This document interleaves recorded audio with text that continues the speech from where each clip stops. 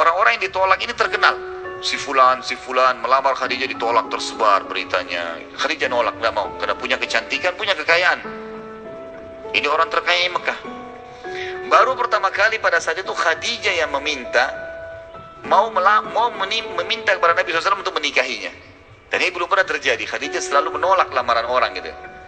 Maka Khadijah berkata kepada Maisarah pada saat itu, setelah menceritakan, saya akan berbicara sesuatu nanti dengan orang yang akan menyambung lidah saya kepada Muhammad. Cuma bahasa begitulah kurang lebih. Jadi karena Maisarah seorang laki-laki, Khadijah tidak berbicara masalah pernikahan. Lalu Khadijah pun mencari siapa kira-kira orang yang paling pantas untuk diajak ngomong.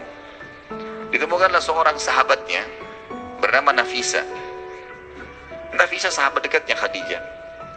Lalu berkata Khadijah, wahai Nafisa, apa kamu sudah tahu cerita tentang Muhammad? Oh belum, kata Nafisa. Kata Khadijah, ceritanya begini loh, begini, diceritain semua panjang lebar yang Maisarah cerita. Lalu Nafisa juga kaget, seperti itu kah Khadijah? Dia bilang iya.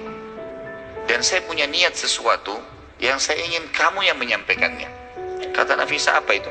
Saya ingin agar engkau menyampaikan kepada Muhammad untuk melamarku. Kata Nafisa, selama ini kau nolak tokoh-tokoh Mekah yang kaya raya, sekarang kau minta Muhammad untuk melamarmu. Artinya Nabi SAW memang waktu itu pedagang, tapi bukan sekelas levelnya orang-orang nomor satunya Mekah yang melamar Khadijah kemudian ditolak, gitu kan? Maka pada saat itu kata Khadijah, iya, saya bersedia kalau Muhammad mau menjadi suami saya. Maka Nafisa pun tidak menunda, mengatakan urusan saya akan pergi. Maka waktu itu Nafisa pun mendatangi rumah Nabi SAW. Kemudian menemuinya di depan ada keluarga-keluarga pada saat itu. Di antaranya tentu ada Abu Talib pamannya, kemudian ada sepupu-sepupunya gitu kan. Lalu Nafisa mengatakan, wahai Muhammad, mengapa engkau belum menikah? Kata Nabi SAW, belum cukup bekal. Ini biasanya kalau dalam terjemahan bahasa Indonesia begitu ya. Kalau saya belum punya rumah, karena masih numpang sama pamannya memang pada saat itu. Itu kan masih tinggal sama Abu Talib. Kemudian usaha saya masih baru mulai. Ya, nantilah. Kalau sudah mantap semua, sudah mapan, baru saya menikah. Lalu kata Nafisa, ya, wahai Muhammad, mengapa engkau tidak menikah dengan wanita yang berkumpul semua pada dirinya hal yang kau butuhkan? Kecantikan, jalur nasab, ya, kekayaan, kepintaran, gitu kan, kedudukan, semua ada. Kata Nabi SAW, siapa yang kau maksudkan?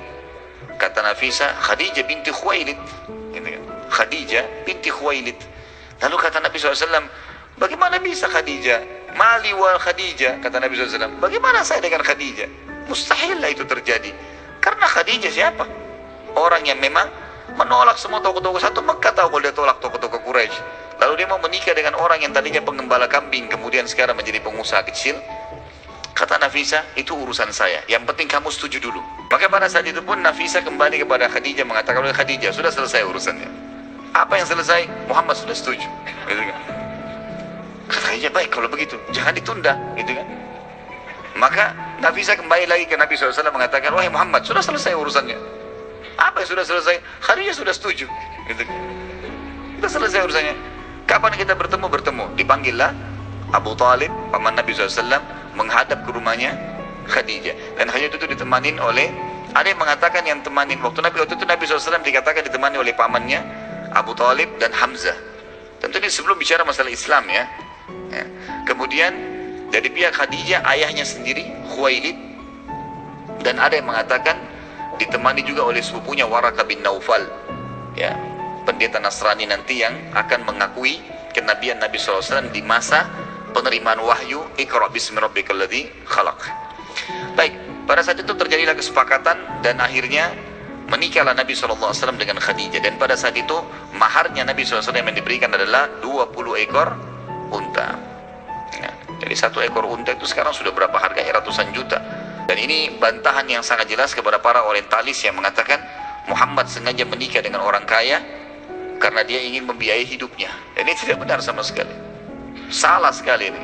Karena Nabi SAW waktu itu setelah menikah pun sama Khadijah, beliau yang memberikan kebutuhan rumah, nafkah, walaupun tetap memutar modal Khadijah. Karena setelah menikah, Khadijah menyerahkan seluruh hartanya radhiyallahu anha kepada Nabi SAW untuk dikelola, gitu kan. Silakan kelola lalu dipakai bersama-sama, gitu kan. Nabi SAW pada saat itu, teman-teman sekalian, menikah dengan Khadijah tentunya, itu berumur 25 tahun dan Khadijah 40 tahun. Dan ini juga sekaligus bantahan yang mengatakan bahwasanya Nabi Muhammad itu, kata orang-orang orientalis ya, dan ini dikembangkan oleh para orang-orang liberal sekarang, kalau Nabi SAW itu menikah lebih dari satu wanita, sampai memiliki beberapa orang wanita, itu karena hawa nafsu. Ini pemahaman yang fatal sekali salah. Kenapa? Karena Nabi SAW pada saat menikah dengan Khadijah, sampai Khadijah meninggal, Nabi SAW tidak poligami. Beliau sendirian. Padahal pada saat itu Nabi SAW mampu untuk menikah lagi. Sebagaimana kita akan lihat nanti, fase penobatan Nabi itu di masa beliau masih berumah tangga dengan Khadijah. Dan bisa saja beliau menikah pada saat itu. Tapi Nabi SAW tidak melakukannya. Dan dalam kondisi Nabi 25 tahun untuk menikah, Khadijah 40 tahun. Gitu kan. Jadi jelas sekali terbantahkan, tidak ada hubungannya dengan hawa nafsu ini. Dan kita lihat Nabi SAW menikah setelah meninggalnya Khadijah.